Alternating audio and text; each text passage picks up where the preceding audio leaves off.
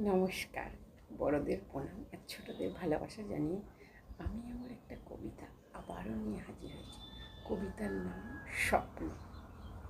মনের মধ্যে ছিল আমার অনেক স্বপ্ন, রেখেছিলাম করিয়া যত্ন। কিন্তু বৈশাখী এক ঝড়ে সবই যে গেল ভেঙে। দুমড়ে মুচড়ে পড়লাম আমি থুবড়ে। স্বপ্ন যে রয়েই গেল স্বপ্ন হয়ে।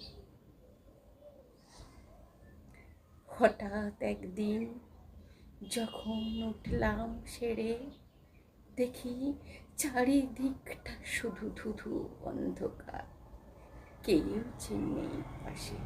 আমি বড় একা, শুধু একা,